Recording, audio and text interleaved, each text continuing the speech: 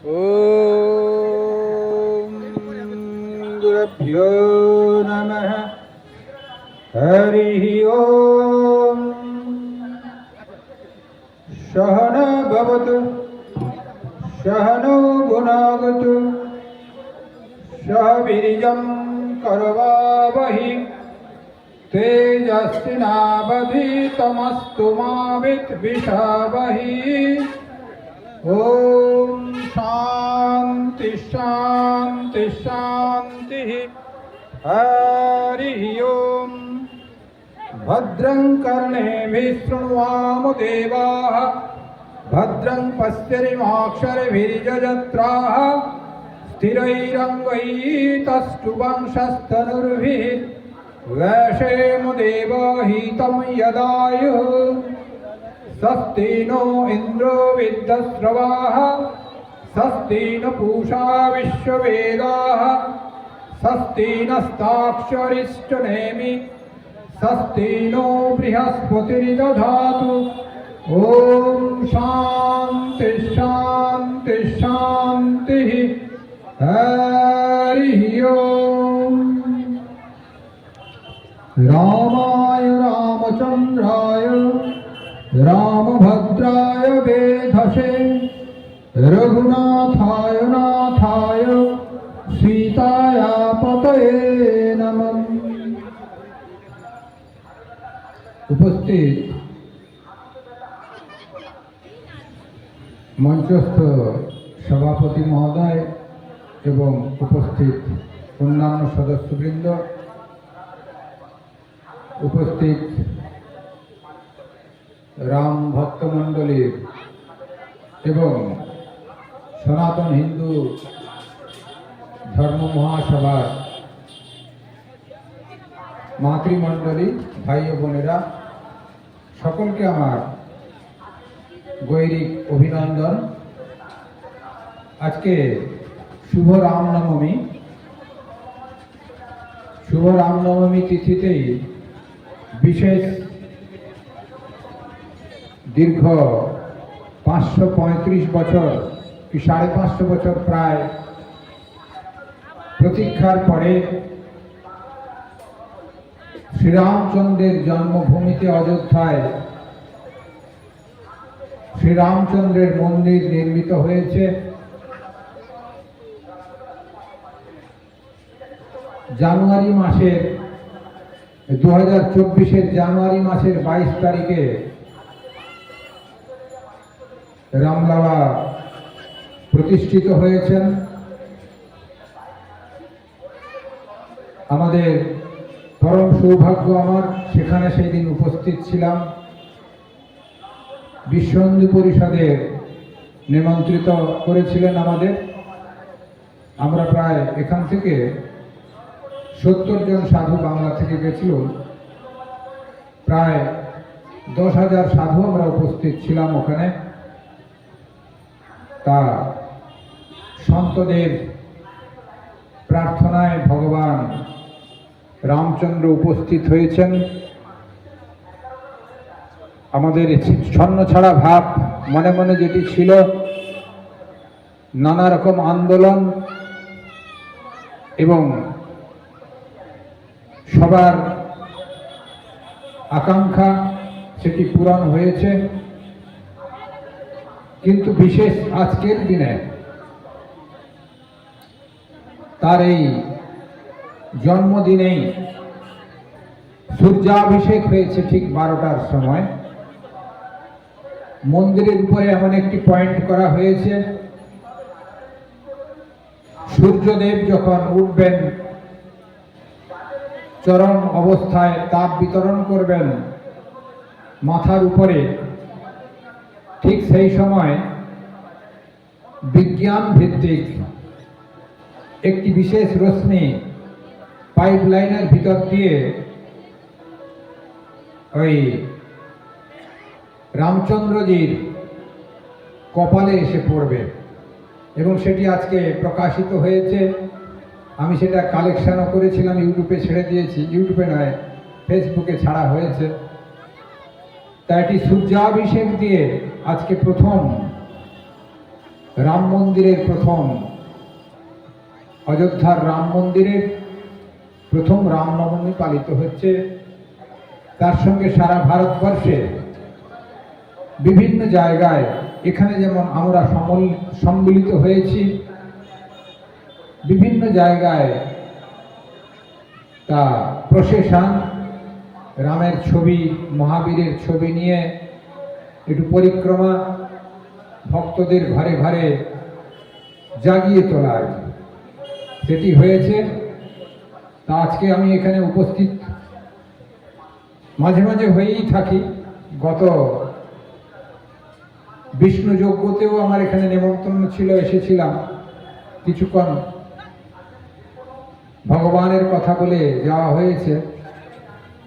আজকে এই মঞ্চতে আবার এসে, এটা অবশ্যই অন্য নামের মঞ্চ, শ্রীরামচন্দ্রের জন্ম আবির্ভাব তিথি মঞ্চ এবং শ্রীরামনবমী মহোৎসব ও হিন্দু মেলা মঞ্চ। তা আপনাদের এই উপস্থিত হয়ে আমি নিজেকে সুখ অনুভব করছি। রাম নাম ছাড়া কিছু হবার নয়, রামই আমাদের সব।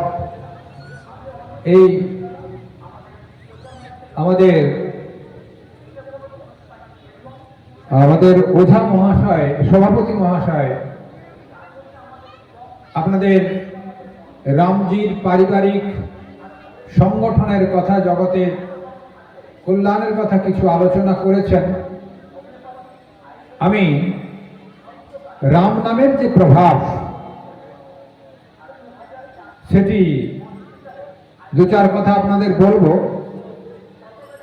এবং রামের মহিমা এখনো আছে। রাম হচ্ছেন ভগবান বিষ্ণুর সপ্তম অবতার। যুগে যুগে গীতামুখে ভগবান বলছেন, यदा यदा हि धर्मस्य ग्लानिर्भवति भारत अभ्युत्थानम धर्मस्य तदात्मानं सृजाम्यहम् परित्राणाय साधूनां विनाशाय च दुष्कृतं धर्म संस्थापनार्थाय সম্ভবামি যুগে যুগে। তা ভগবান রামচন্দ্র সপ্তম অবতার। তিনি এসেছেন লোকশিক্ষার জন্যে, অশুভ শক্তিকে নাশের জন্যে এবং পতিত পাবন রূপে কিছু উদ্ধারের জন্যে, এবং সংসারের কিভাবে সত্যকে নিয়ে চলতে হবে, মর্যাদা পুরুষোত্তম বলা হয় শ্রীরামচন্দ্রকে, সেটি যথেষ্টভাবে শিক্ষা দিয়ে গেছেন। এবং এই রাম নামের মহিমা, রামের জন্মাবার আগেই সৃষ্টি হয়েছিল, যার মাধ্যম দিয়ে রামায়ণ রচনা হয়েছে, সেটি আমাদের নিশ্চিত জানা আছে। তা রামের জন্মাবার আগে রাবণের বা অসুরদের প্রভাব খুব পড়েছিল। ভগবান জন্মগ্রহণ করবেন তার অনেককাল আগেই ব্রহ্মা মনে করেছেন যে ভগবান বিষ্ণু তো অবতীর্ণ হবেন, কিন্তু সব থেকে পাপীকে উদ্ধার করতে হবে, তার মুখ থেকেই রামের জীবনী লেখা করাতে হবে। কি করে সম্ভব? নারদকে বলছেন, সব থেকে পাপী কে আছে খুঁজে বের করো। তখন তিনি পরামর্শ করে দেখলেন একজন জঙ্গলে আছেন, তিনি এত পরাক্রম, এত পাপী, তা তিনি একমাত্রই তাকে দিয়ে রাম নাম বলা করাতে হবে। তা তিনি এলেন ব্রহ্মা এসছেন পরীক্ষা করতে নারদকে সঙ্গে নিয়ে। তিনি নিত্য মানুষ খুন করেন আর সংসার নির্বাহ করেন। তিনি কিন্তু একজন ঋষিপুত্র ছিলেন, বাপের কথাও তিনি শোনেন না। তা নারদ উপস্থিত হয়েছেন, তার সঙ্গে ব্রহ্মা ব্রাহ্মণের বেশে। বলছে, কি তুমি এসব কি করছো? বলছে, আমি সংসার পরিচালনা করি, যেই রাস্তা দিয়ে যায় সব লুট করে নি আর মেরে ফেলে দিই। এতে তোমার কি লাভ হচ্ছে? তুমি এত পাপ যে কামাচ্ছ, কে নেবে? আমার তো কিছু পাপ নাই, আমি তো সংসার পালন করি, যা কিছু পাপ আমি করছি সংসারের সবাই নেবে। তা তুমি বেশি বুদ্ধিমান আমার থেকে, ব্রহ্মাকে বলছেন উনি। তুমি এইসব ছলনা করে আমার কাছ থেকে পালিয়ে যাবে। বলছে, না না, আমি পালাবো না, তুমি আমাকে গাছে বেঁধে রেখে দিয়ে যাও, দিয়ে তুমি মাকে, স্ত্রীকে, বাবাকে সবকে জিজ্ঞাসা করো তোমার পাপ কেউ নাই কিনা দেখো। তা তিনি রত্নাকর দস্যু নাম ওনার। তা যাই হোক, তিনি সেখানে বাবার কাছে গেলেন। বাবা বললেন, সে কি, তুমি ঋষিপুত্র, তুমি এত অন্যায় অত্যাচার করছো, আমার কাছে সব কমপ্লেন আসে, আমার কাছে নানা রকম সব বিড়ম্বনা করে, এসে বলে এটা কি তোমার ঠিক আছে? কার কান কেটে নিচ্ছ, কার হাত ভেঙে দিচ্ছ, ঋষিপুত্র হয়ে এত পাপ করছো, সে পাপের ভাগ আমি নিতে যাবো কেন? তা আমি সাধন ভজন করি, ইচ্ছে করলে তুমি খাবার দেবে, না হয় দেবে না।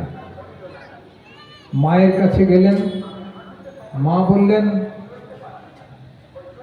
আমার বয়স হয়েছে, ছেলের কর্তব্য, ছোটবেলায় ছেলেকে লালন পালন করা হয়, সৎ শিক্ষা দেওয়া হয়, তাকে ভরণ পোষণ করা হয় যতক্ষণ না পারে। এখন আমি বয়স্কা হয়েছি, তোমার দেখবার কথা তুমি দেখবে, তা তোমার পাপ নিতে যাবো কেন আমি? স্ত্রীর কাছে গেলেন, স্ত্রী বললেন, না, আমাকে বিবাহ করে এনেছো, আমাদের হিন্দু প্রথা মতো খাওয়ার দাওয়ার তুমি দেবে, ভরণ পোষণ তোমার দায়িত্ব, তোমার পাপ পুণ্যের দায়িত্ব আমি নিতে পারবো না, পুণ্যেরও নেবো না, পাপেরও নেবো না, যে যার কর্মফল তাকে ভোগ করতে হবে। তখন দেখলেন, এই তো তাই তো, আমি যা করছি পাপে ভরাই বটে। তিনি ফিরে গেলেন, ফিরে গিয়ে ব্রহ্মার কাছে বললেন, তুমি যা বলেছিলে কথাটা সত্যই, আমি যা করছি তার ভাগ কেউ নেবে না, এই পাপের ভাগ। তা কি করে মুক্তি পাওয়া যাবে বা উদ্ধার পাওয়া যাবে? ব্রহ্মা বললেন, আমাকে তো আগে খোলো, তারপর আমি বলি। তুই পালিয়ে যাবে? বলে, না, পালাবো না, আমি তোমার জন্যই এসেছি। খুলে দিলেন, বলছে, তুমি রাম নাম করো। তা রাম নাম উচ্চারণ হয় না। বলে, এই কি গাছ দেখছো এটা? এটি গাছটা মরে গেছে, মরা মরা বলা যায়, তাহলে মরা মরাই বলো। মরা মরা বলতে বলতে রাম রাম হয়ে যাবে, গীতা গীতা বলতে বলতে ত্যাগী ত্যাগী হয়ে যাবে আপনা আপনি। তা এত পাপ করেছে, রাম উচ্চারণ হচ্ছে না। তারপরে মরা মরা করতে করতে উল্টে রাম রাম হয়ে যাচ্ছে। অজান্তেও কেউ শিব নাম, অজান্তেও কেউ রাম নাম, অজান্তেও কেউ ভগবানের নাম করলেও তার ফল হয়। অজান্তে ওই গুহক চণ্ডাল, যেটি স্বামীজি বলছেন, যিনি গুহক চণ্ডালকে কোল দিয়েছিলেন, তার কাছে গিয়ে শিক্ষা গ্রহণ করো, অর্থাৎ রামচন্দ্রের কথা স্বামী বিবেকানন্দ বলেছেন, যিনি গুহক চণ্ডালকে কোল দিয়েছিলেন। সেই গুহক চণ্ডাল তিনি ব্যাস ছিলেন, তা অজান্তে শিবের পুজো করেছিলেন, তা শিব দর্শন হয়েছিল। এই জন্যে এই রত্নাকর দস্যুরও মুখে রাম নাম উচ্চারিত হচ্ছে না, মরা মরা করছেন। তা মরা মরা করতে করতে তা আমাদের ব্রহ্মা বললেন, এখানে বসে তুমি জপ করো, সময় আমি আবার দেখা করব। তিনি এই মরা মরা উচ্চারণ করতে করতে সমাধিস্থ হয়ে গেছেন, উইঢিপি হয়ে গেছে গায়ে। কিছুকাল পরে ব্রহ্মা এলেন, দেখলেন একটি শব্দ উঠছে, কিন্তু কোথাও মানুষটার হদিশ পাওয়া যাচ্ছে না। তারপর ইন্দ্রদেবের স্মরণ করে ধুয়ে মুছে সব সাফ করে নিলেন। দেখলেন একটি জরাজীর্ণ শরীর ওই রাম নাম উচ্চারণ করছে।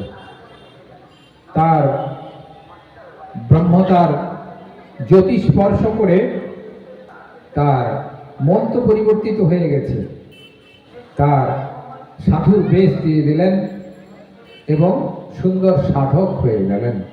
একটি তার পরিবর্তিত নাম হল বাল্মীকি মুনি, যিনি রামায়ণ রচয়িতা।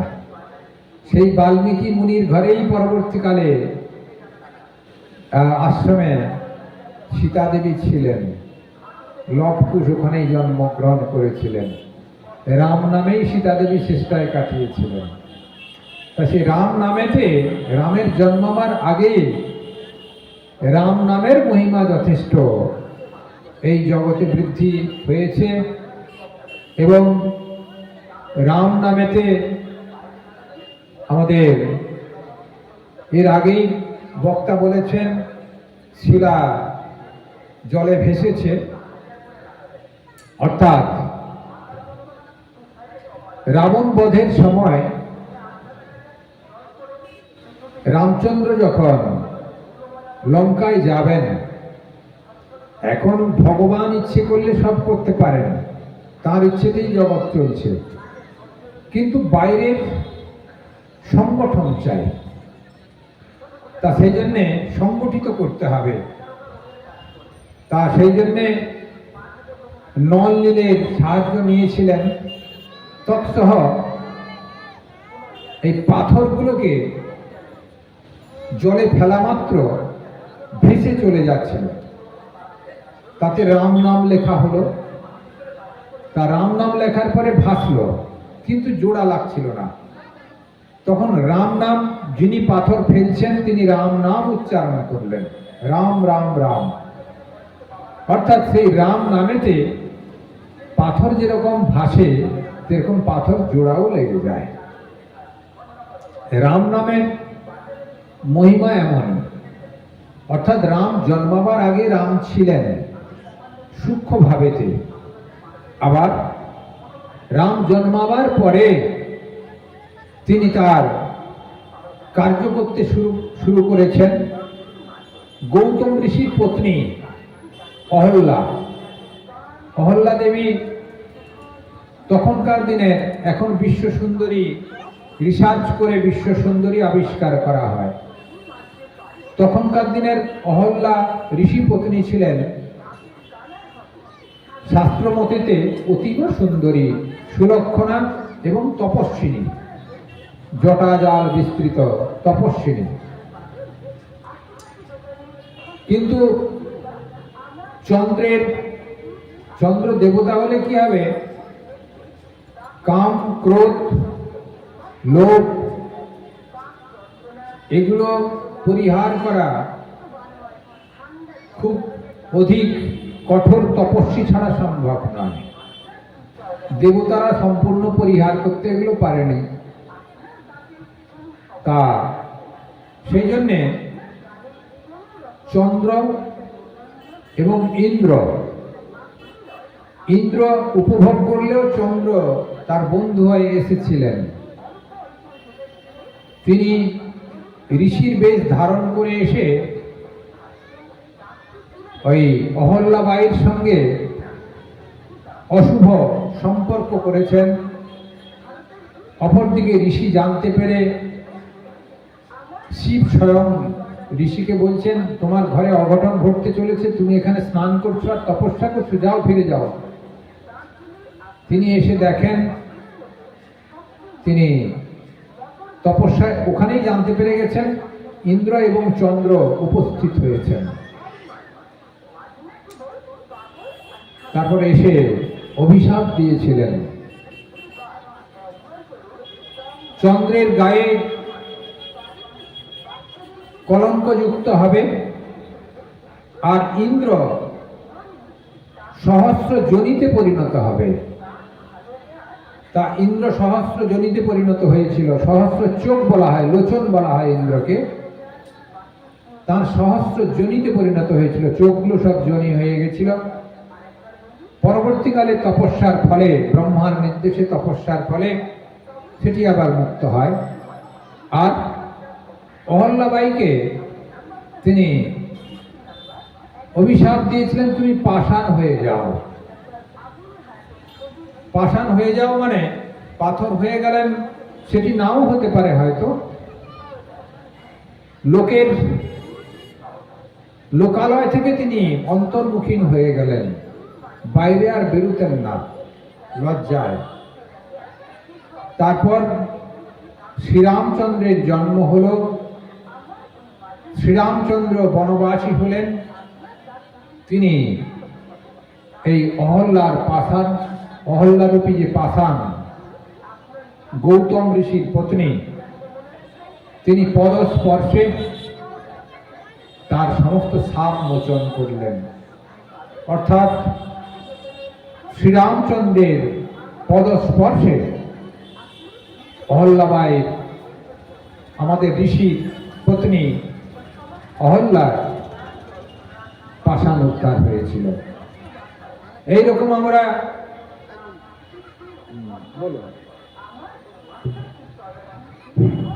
জয় শ্রীরাম। অহল্যার এইভাবে পাষাণ উদ্ধার হয়েছিল রাম নামে। ভগবান শ্রীকৃষ্ণ ত্রেতা যুগে জন্মগ্রহণ করেছিলেন, দ্বাপর যুগে জন্মগ্রহণ করেছিলেন, ত্রেতাতে রামচন্দ্র।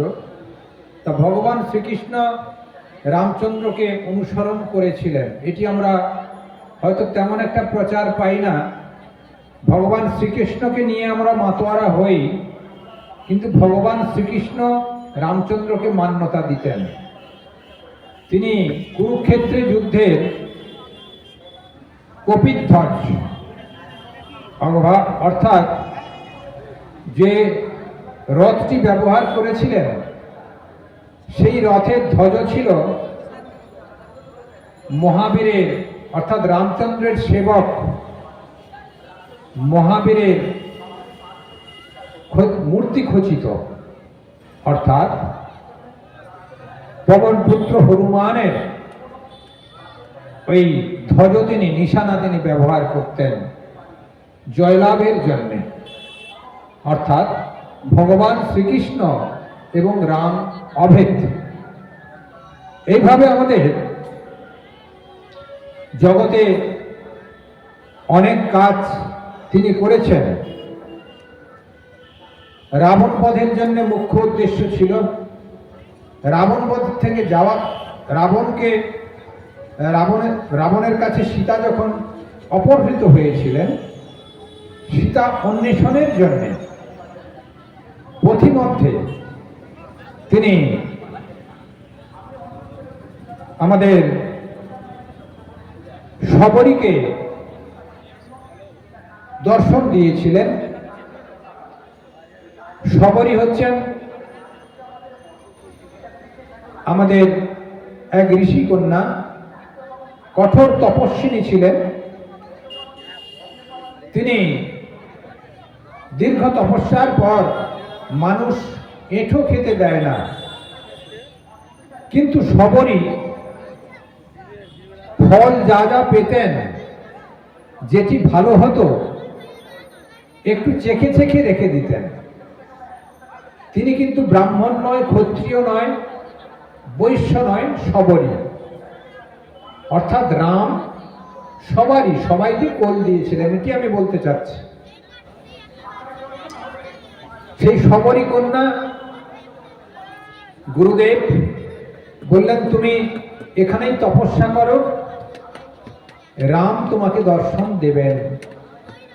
তিনি বৃদ্ধা হয়ে গেছেন, যত ঋষিমুনি যায় সবাইকে জিজ্ঞাসা করেন রাম কবে আসবে। আর মুনি ঋষিরা, তুমি রামের জন্য বসে থাকো, আমরা চললাম, এই বলে পালাতেন। কিন্তু তার বিশ্বাস সেখানে রাম আসবেন। অর্থাৎ তার কাছ থেকে ওই শ্রীলঙ্কা যাওয়ার পথ মার্গটা সেখান থেকেই তিনি পাবেন। অর্থাৎ রামায়ণ যে রচনা হয়েছে, রাম জন্মাবার আগে যা যা ঘটনা ঘটবে তা লিখিত হয়ে আছে। সেই শবরীও তার একটি দৃষ্টান্ত, শবরী কন্যা। তিনি দীর্ঘদিন থাকার পরে রাম এবং লক্ষ্মণ একদিন ওই পাশ দিয়ে যাচ্ছেন অন্বেষণে, সীতা অন্বেষণে।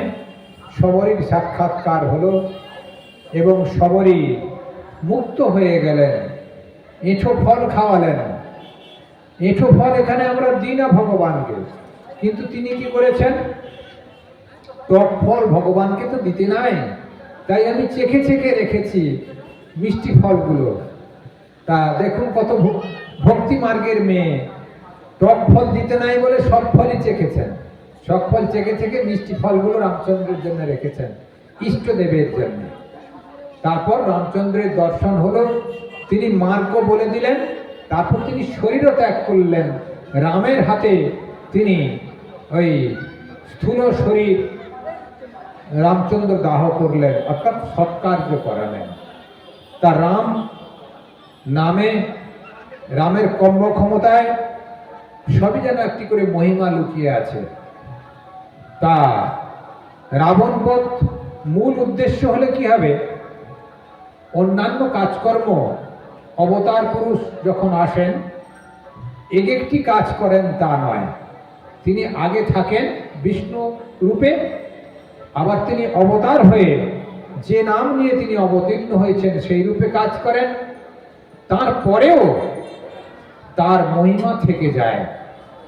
সেই মহিমা ভগবান শ্রীকৃষ্ণের সময় যেমন প্রকাশ পেয়েছে, আমি বর্তমান অবতার পুরুষ শ্রীরামকৃষ্ণের সঙ্গে যে মহিমার আলাপন এবং উপলব্ধি, সেটিও দু চার কথা আপনাদের বলবো।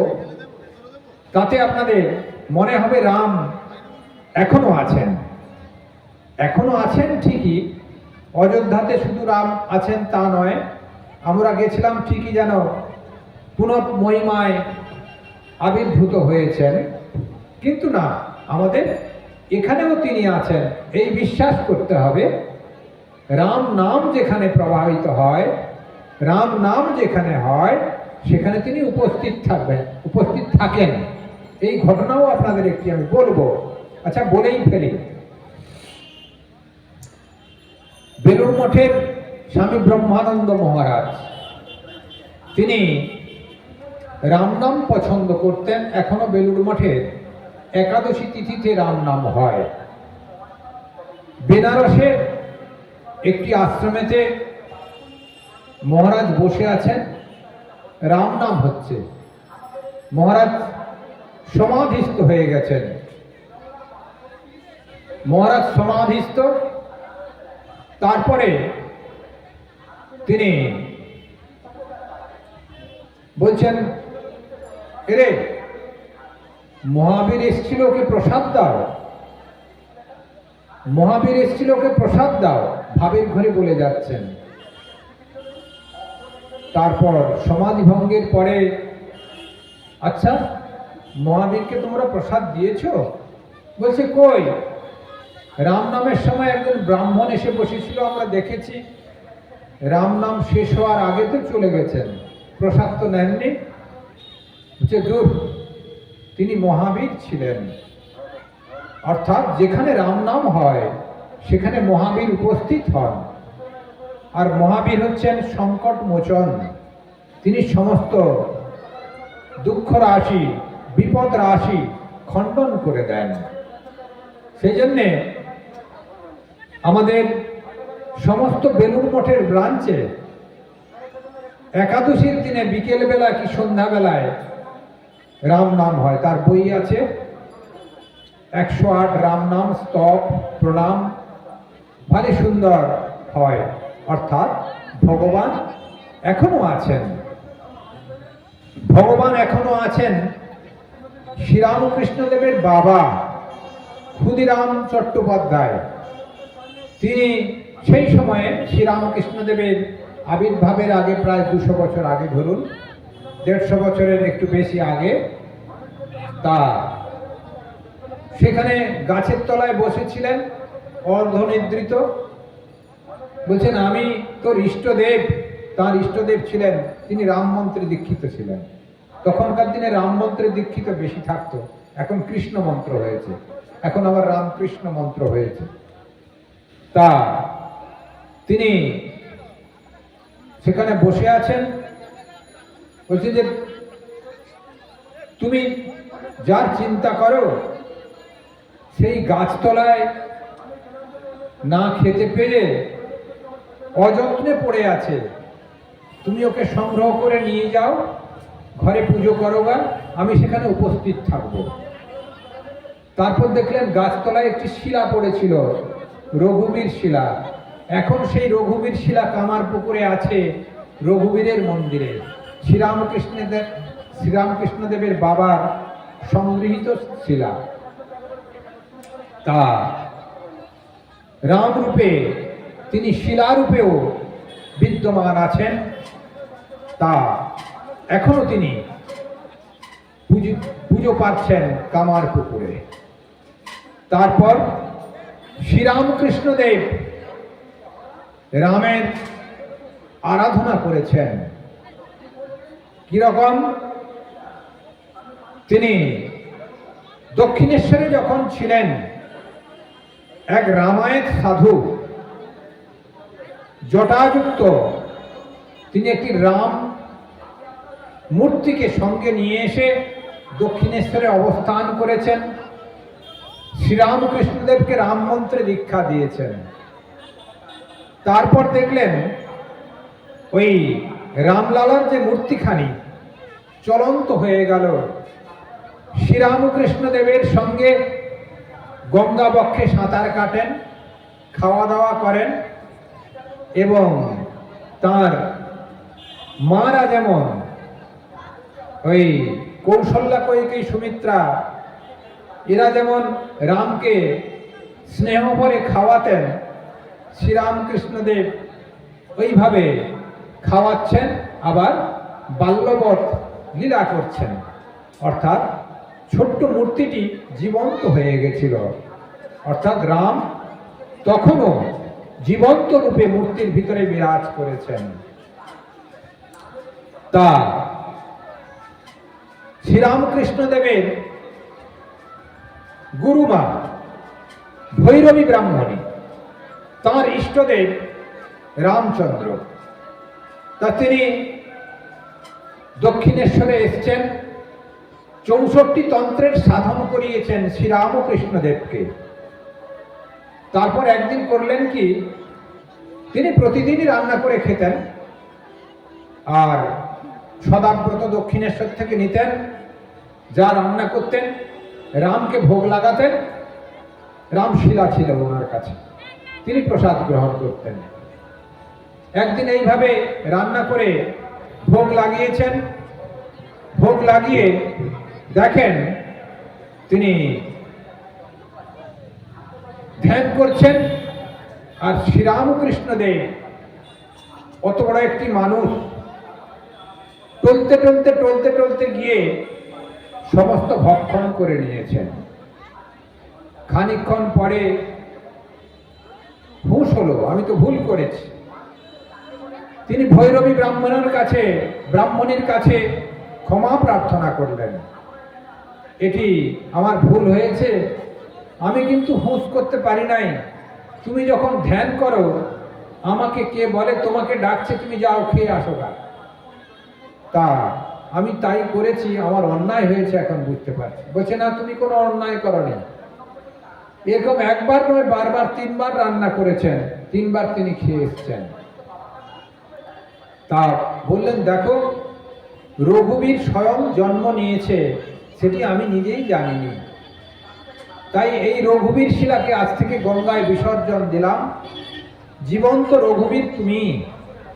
তিনি ঠাকুরকে সাষ্টাঙ্গে প্রণাম করলেন। আরেকটি ঘটনা বলি, দিয়ে আমি শেষ করে দেব। পাশে এসে গেছেন আমাকে সরিয়ে নেওয়ার জন্য। তা একটি ঘটনা বলেই আমি শেষ করে দেব, রামেরই ঘটনা। বর্তমান যুগে তিনি আছেন, তিনি থাকবেন। দক্ষিণেশ্বরেরই ঘটনা। শ্রীরামকৃষ্ণদেবের শরীর চলে গেছে। এক অযোধ্যা থেকে রামায়ণ সাধু, সাদা পোশাকের, তিনি এসেছেন দক্ষিণেশ্বরে।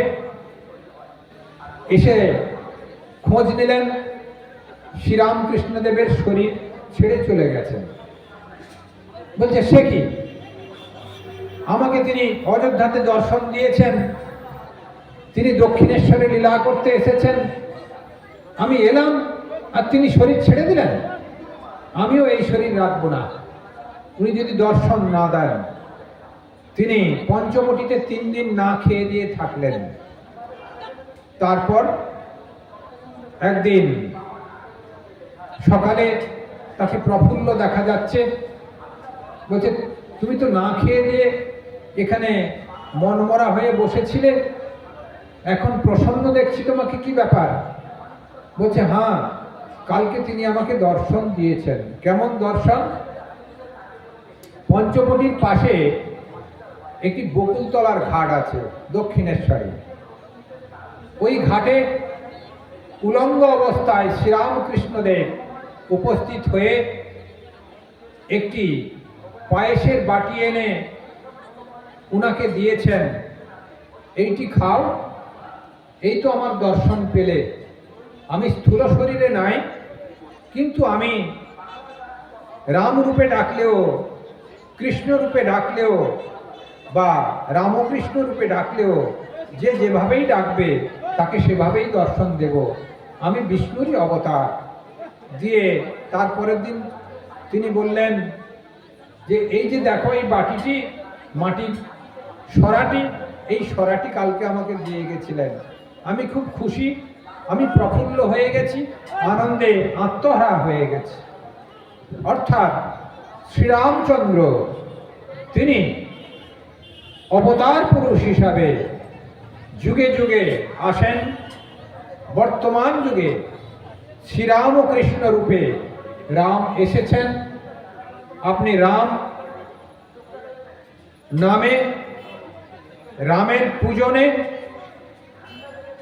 এবং রামের ধ্যানে, রামের গানে, রামের চিন্তনে আমরা যদি কাটাতে পারি, বা অবতার পুরুষদের স্মরণে, বা আচার্যদের স্মরণে, সাধু সঙ্গের বলে, বা সাধুদের স্মরণ মনন করে আমরা আশু বিপদ কাটিয়ে ফেলব। আমাদের উপলব্ধির দ্বার উন্মুক্ত হবে, আমরা স্বরূপকে প্রাপ্ত হব, এটা নিশ্চিত। সর্বে ভবন্তু সুখিনঃ, সর্বে সন্তু নিরাময়া, সর্বে ভদ্রাণি পশ্যন্তু, মা কশ্চিৎ দুঃখমান ভবেৎ। আপনারা সকলে ভালো থাকুন, সকলের মঙ্গল হোক। সকলকে রামের কাছে প্রার্থনা করি, রাম যেন আপনাদের সকলের ভিতরে প্রবেশ করে। আমি এখানেই শেষ করছি আজকে এই ক্ষুদ্র বক্তব্য। আমি এখানে শেষ করছি। আপনারা ভালো থাকুন। কল্যাণমস্তু, কল্যাণমস্তু, কল্যাণমস্তু।